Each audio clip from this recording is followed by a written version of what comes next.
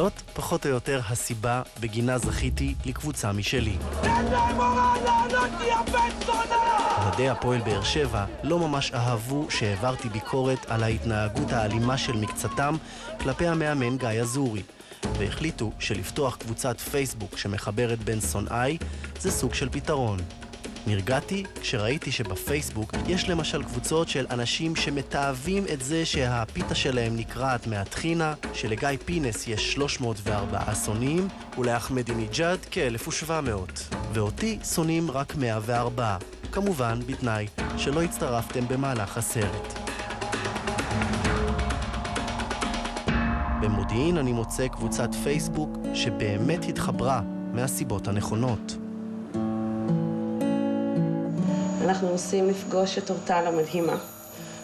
אחותי התאומה שלא ידעתי שהיא קיימת, אחרי כמה חודשים של קשר מאוד אינטנסיבי בפייסבוק. בעזרת גליה קדרון אנחנו יוצאים הבוקר מעולם החברות הקרה למפגש אמיתי שספק אם יכול היה להתרחש בלי העולם הזה. גליה מסיימת בימים אלה את טיפולי הכימותרפיה כטיפול במחלת סרטן השד.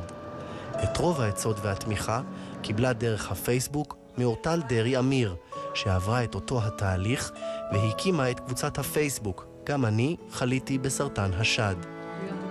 אני הגעתי את הקבוצה מהצורך המאוד עז שלי, כשחליתי לדבר עם מישהי שעוברת, עברה את זה. התחלתי בחיפושים אחרי מישהי שתוכל בעצם לשפוך אור על החור השחור שטבעתי באותו רגע, ולא היה לי את זה.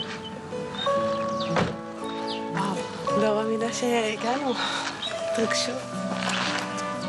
אחרי 4 חודשים של קשר פייסבוקי, היום הן ייפגשו לראשונה.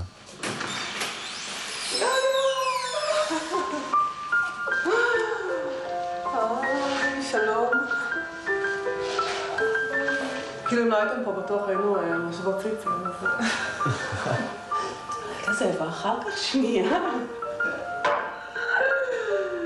על ההתחלה. ברור. כאילו, אנחנו מדברות רק על זה? קראת הפייסבוק בתור פייסבוק? אז לא הייתי מהמורלים, בכלל לא. וכל מה הייתי אומרת, מה יש לחפש בפייסבוק? זאת אומרת, זה לא עשה לי את זה בכלל. ופה זה חיים. זה חיים. גליה ואורטל מכינות שי, צמיד עם פרפר, שיחולק בעוד יומיים במפגש מיוחד ל50 חברות הקבוצה, שרואות היום לראשונה האחת את השנייה במציאות. אפשר לפי הכל לזהות אתכם? מעיינים. מה חמוד? לביי ולידיים מחבקת. תהינה הסרטנים המעממים. כל הצחוקים הקטנים האלה שאנשים קצת קשה להקל, כמו הקפקיק סרטנים שאנשים חטפו שוק, או דברים שאני יכולה לצחוק עליהם, בן אדם אחר לא כל כך יכול. ואנחנו הכי יכולות לצחוק על עצמנו. מאיפה? אותה אנחנו כבר מכירים, נקסט. אני כיסנה. פה באמת עברנו איזושהי חוויה של חיים ומוות. פשוט יש בינינו קשר אחר. לא, אבל הכי מדהים זה שאני שוכבת בלילה על הצד, הם לא זזים. כאילו, שום צד הם לא זזים. גם לא ללמטה. עומד. אני זוכרת גם שהייתי מגיעה הביתה אחרי כל מיני בשורות של סרטן, אחר כך קיבלתי עוד בשורה שזה הגיע לבלוטות לימפה וצריך לעשות עוד ניתוח. ואני תמיד זוכרת את זה שישבנו בסלון עם המשפחה וכולם שתקו ולא היה מה להגיד. כי לא היה מה להגיד. ובאמת האנשים האלה שעברו את זה ועוברות את זה, רק להם יש את הידע ואת המילה הנכונה להגיד תמיד בזמן הנכון. אני רק, כאילו, עשיתי שלי קשה כזה, אז... למה? הרגשת? למה שלי רע? עוד הפעם? כן. באמצע הלילה אני מרגישה שבא לי לספר משהו, אני מספרת מוקדם על הבוקר, בין הריצות עם הילדים אפשר להכניס הודעה, כל אחת עם החיים שלה, ועדיין אנחנו ביחד, אנחנו עדיין מחוברות. דרך פייסבוק כולן מצאו כאן את התמיכה לה נזקקו בתקופה הקשה בחייהן. חלק מהאנשים שהגיעו נמצאות ממש עכשיו באמצעו של התהליך. לפני 8 חודשים ילדתי, ואז אחרי הנקה הרגשתי גוש. ומהמם כאן. אני כל כך כזה, זה כזה כיף להיות כאן. זו הרגשה טובה כזאת. יש כאלה שכבר ניצחו, כמו אילית פישר, שחיזקה חולות אחרות כשהנציחה בסרט את כל מה שעברה. Just a perfect day, drink sangria in the park. When it gets dark we go. אותי זה הציל בשנה הזאת. זה הציל אותי כי קרה לי משהו, הלכתי וכתבתי את זה בפייסבוק. ונהייתה מין קהילה כזאת, ומבחינתי זה מתנה.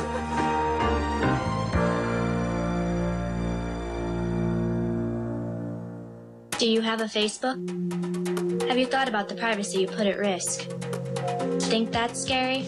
המידע שלנו, שחשוף לכל העולם, ובעצם נמצא בידי האח הגדול, רשת הפייסבוק, זאת הסכנה הכי גדולה שהכלי הזה יצר. לך תדע אם מישהו עכשיו לא משתמש באינפורמציה שהעליתי בתמימותי, לדברים שלא רציתי, לדברים שעלולים לסכן אותי. I want everybody here to be careful about what you post on Facebook. אותו ברק אובמה, שמזהיר את ילדי אמריקה מהפייסבוק, השתמש בכלי הזה ביעילות רבה כדי להיבחר לנשיאות. Are you changing the way candidates are running for president? Well, I think because politicians can communicate with tens of thousands of people at the same time, it's pretty effective for them in campaigning.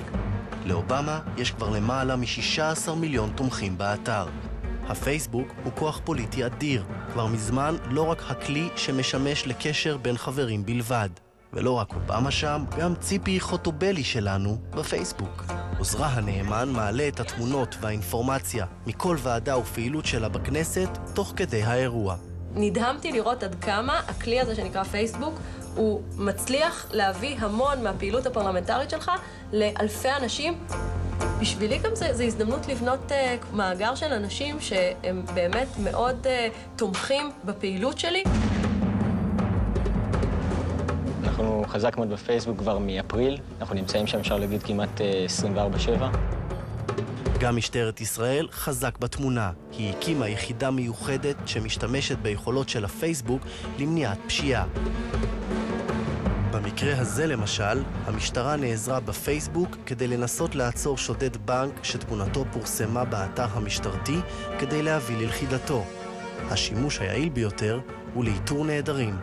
מבקשים לאנשים בעצם לשתף את התמונה על כל הדפים שלהם, כי זה הולך פשוט במכפלות של מאות. ביום שישי בבוקר, בחור מתל אביב הלך לים, לפני שהלך לים, הסתכל על הפייסבוק שלנו, ראה את התמונה, וזיהה את הילדה הזאת שוכבת על החוף. מיד אחרי הפרסומות. הוא שם לי לינק, כאילו אהב את זה. לינק? כן. לינק אומרים, לא יודע באנגלית. לייק. לייק. כלי מסחרי מאוד מאוד חזק. מאוד. זה כאילו פרסום בלי כסף. לא רק המשטרה בפנים, גם עולם העסקים והפרסום נמצאים חזק בפייסבוק. הפייסבוק מאוד הפחיד אותי בהתחלה. ככל שנכנסתי לעומק של הדבר הזה, הבנתי שזה כאן כדי להישאר, ושגם מבחינת פרסום, רוב העבודה תעבור דרך שם. כבר עכשיו חברות מתחילות להריץ קמפיינים בפייסבוק, כמו בלוח ווין-ווין, שישכנע אתכם דרך הרשת לקנות ולמכור מוצרי יד שנייה. אני משקיע עכשיו 50-100 אלף שקל על מכונית. אני רוצה לראות, אם יש לי 4 חברים משותפים עם הבן אדם הזה, ואני סומך עליהם, אני שולח להם גם בפייסבוק. איך הבחור, אפשר לסמוך עליו? בטח הוא גבר, אני קונה את האוטו, תיזהר ממנו, אני לא קונה את האוטו. אתה עוד לשאול עכשיו? ואני בסך הכל רציתי לקצר את המכנסיים, ומצאתי אימפריה פייסבוקית. הוא שם לי לינק, כאילו אהב את זה. לינק? כן. לינק אומרים, לא יודע באנגלית. לייק. לייק. ממי, מה העניינים? זאת ליאת. בסדר, צריך להחליף להם עדשות לאפס, זה לקושניר ליאת אשורי, הסטייליסטית, היא קליינטית קבועה של רובין. אני לא יודעת מי פתח לו פייסבוק, איך הוא בכלל... אני כל הזמן מדמיינת אותו במערה כזה. מה העניינים? בסדר, שלום, מה שלומך? תגיד, מה עם הפפיונים? לא מוכנים, לא? עוד לא, עוד לא. איך יצאו? את יודעת מה החלום שלי? יום אחד לבוא ושיגיד לי מוכן. יום אחד, כמה שנים, ריטה. לאשורי אין פייסבוק, אולי בגלל זה היא נאלצת להמתין לא מעט אצל רובין, כי החייט מתקשר עם הקליינטים רק דרך הפייסבוק. פעם ראיתי את ילדה שלי מתעסקת, אמרתי, מה זה? פייסבוק. בוא אני אפתח לך דף בפייסבוק. אמרתי, תפתחי. היה פתוח כבר, אבל לא היה אף אחד שם, חוץ ממנה. אחרי זה הגיע ספי שקל. אני כפרסומאי, כל בית עסק שאני נכנס אליו, אם זה חייט או מסעדה או פיצוצייה, אני ישר חושב כאילו, איך מגדילים את מחזור המחירות. צילם עוד ושלח את ההודעה ישר, רובין אתה מספר 1. ומאז התחיל כל החברים נכנסו עכשיו. מאז שספי שקד צילם, רובין מפרסם את עצמו. מכניס מדי בוקר סטטוס מיוחד שביתו כותבת לו. כמו שמוסך שולח פתקים כל חצי שנה, הכנה לחורף, אותו דבר אני כותב, שהביא מהארון מוציא דברים של חורף, כי כבר עוד מעט חורף. כל 20 דקות הוא מגיע למחשב לבדוק אם הוא קיבל הודעה, ואז הוא נתקע שם איזה 10 דקות, רבע שעה. אתה יודע שכל מי שאמר לי שהוא חבר שלך אמר שכאילו מאוד קשה לו להבין מה אתה כותב? כן. בגלל השגיאות. הוא כותב עם שגיאות כתיב נוראיות. היי ספי, אצלי טלוויזיה. הנה רובין עונה לקליינט נוסף וחבר שלו, חיים צינוביץ'. המכונה הזו טובה רק לתיקוני חזיות ותחתונים. יש לו שפה מותגית משלו, והוא בעצם דוגמה יפה לעסק שעובד יפה בפייסבוק.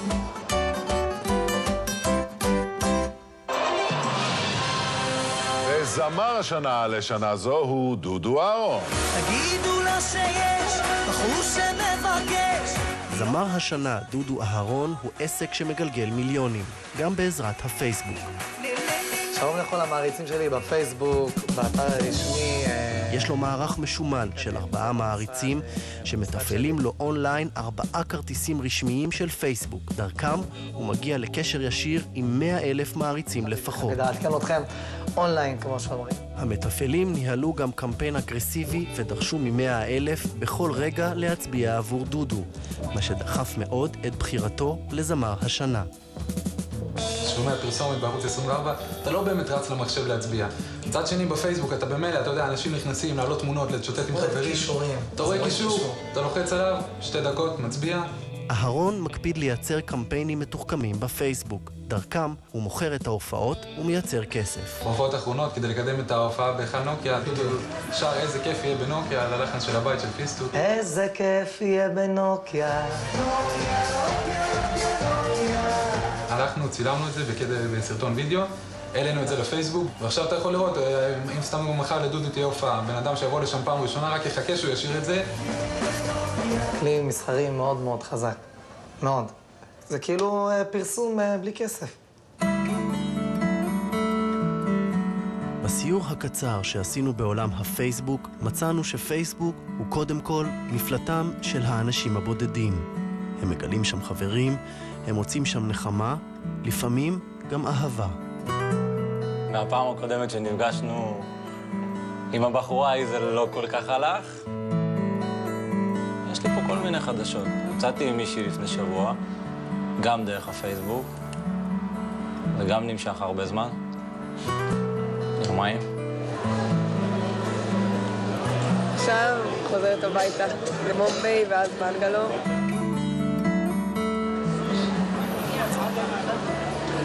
לא קל.